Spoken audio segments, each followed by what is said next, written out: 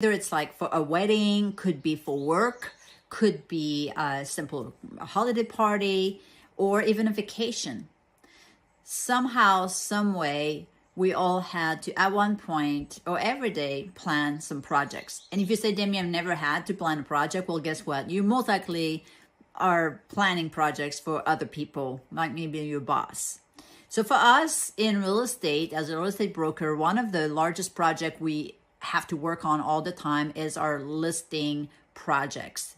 This is an ongoing projects that we keep on refining it and adding on to it or taking out, depending not only of the client's needs, but also the environment and what's going on in the market.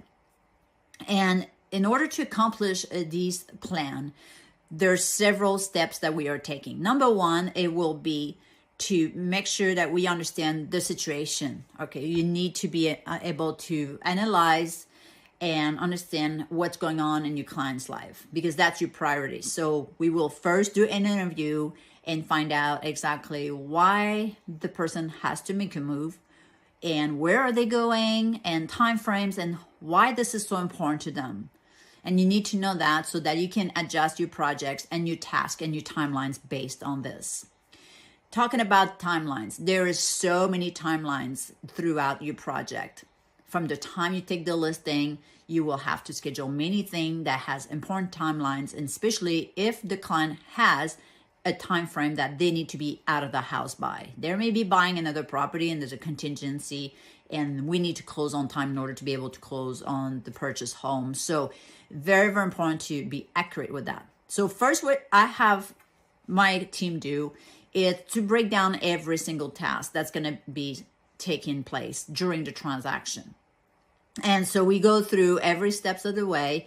And once we have established all those tasks, then we go and assign them to connect them to a timeline. So how long each task will need to take, and there's a specific deadline. Now we have some milestones, such as when are we gonna get the photographer out there, when we're gonna hit the house on the market, go live on the market, on the multiple listing services, when are we gonna be accepting an offer? We now go in escrow. At that point, timelines are really, really tight, and you gotta be able to keep up with those.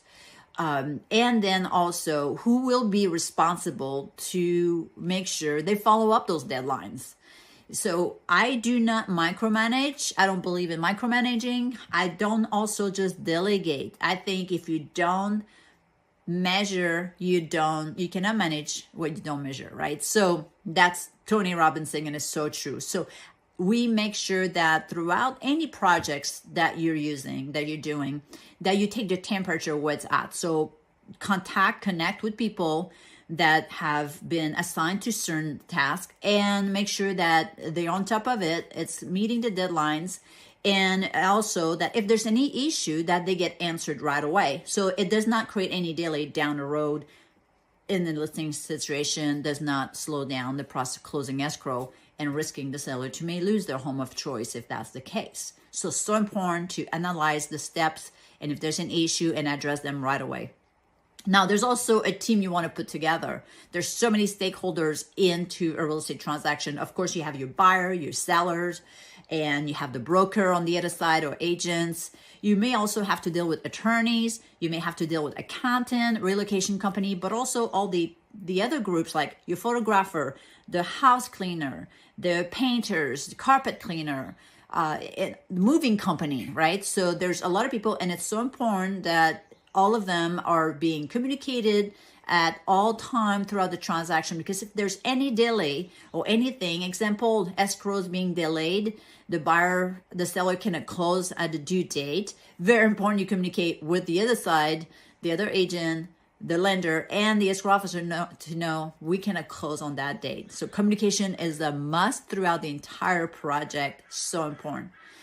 And then finally, it is so important also that you do a review. So what we do at the end of each project, at the end of each listings, we gather up all the data that we came across and we have a conversation about what went well, what did we do great, if it was a successful close of escrow, and also what could have been done better. How can we improve for our next time taking a listing? And also another thing that's very important is don't forget to celebrate. Celebrate the milestone, celebrate the success. It's so important to get together or make sure you reward your team for accomplishing maybe a task that was done faster than expected or on time and has successfully achieved the goals, which was to close escrow on time for your client with the least possible problem.